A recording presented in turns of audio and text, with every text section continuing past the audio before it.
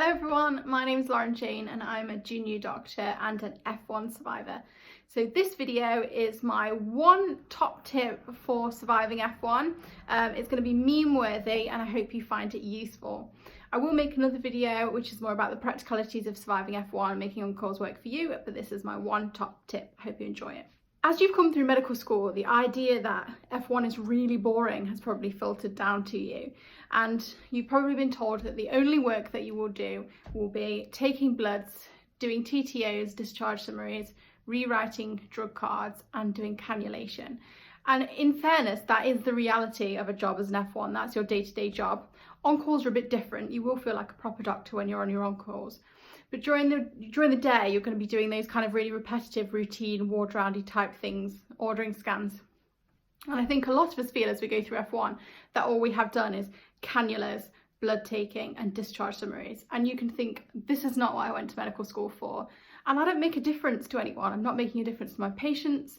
I'm not making a difference to the team. And I'm not making a difference to the NHS. I'm kind of just here.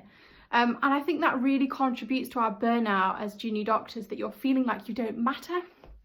As you all know, I've probably told you a million times, but I want to be a surgeon and I want to be the very best surgeon that I can be. I want to be the best consultant surgeon that ever was. And the way that I have approached that is to think that at each stage, I'm going to be the very best that I can be, so that I'm going to be the best doctor.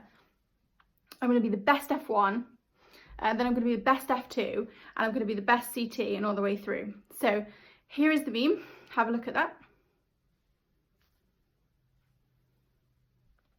So one of the approaches that I took at the beginning of the year was to think to myself, I'm going to be the very best at doing cannulas. I'm going to be the very best at doing discharge summaries. I'm going to be the very best at taking blood because that's my job and I'm going to be the best F1.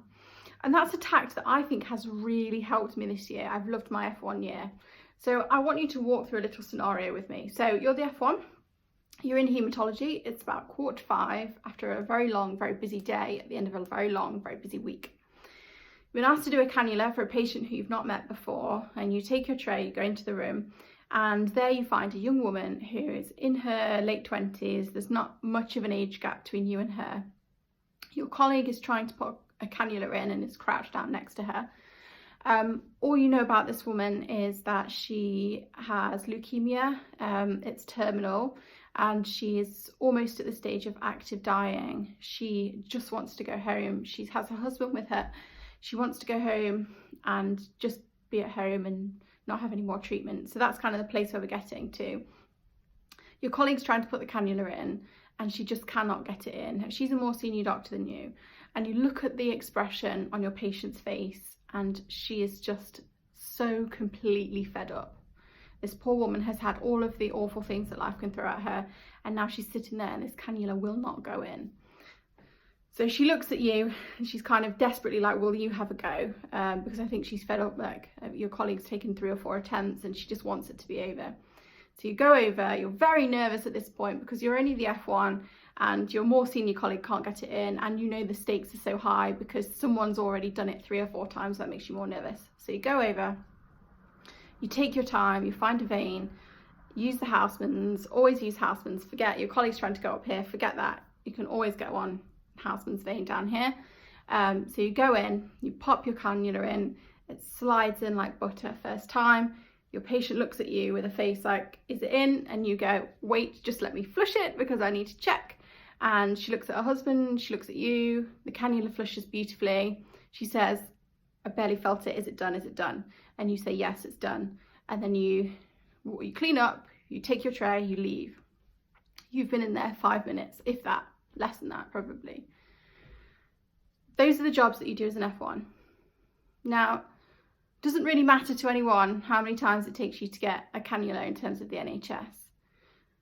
But on that day, you made a really big difference to that woman. In my opinion, I felt like on that day, I made a difference to that patient. I ended her suffering more quickly instead of taking 4 or 5 attempts to, keep on banging this cannula through. And we can make a difference as F1s. And if you remember that, that makes your job more enjoyable because you feel more valuable. I've read a lot about what happiness is and how we can access happiness. And one of the things that I've read is that happiness is a a mixture of pleasure and purposefulness, and the things that we find most enjoyable are kind of a culmination of those two things. So the usual example of something that brings you happiness is parenting, because you get a lot of purpose, a little bit of pleasure, and it just that combination just works.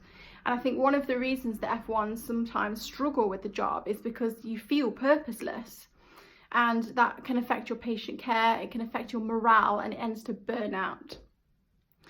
In my opinion, if we value the work that we do and we look around and we think we can make a huge difference to our patients, and I know the example that I gave you was at the extreme end because the patient was very unwell, but just going and doing a simple job well really makes a difference to your patients, and it makes a difference to you, it makes a difference to your patients, it makes a difference to the morale of the team.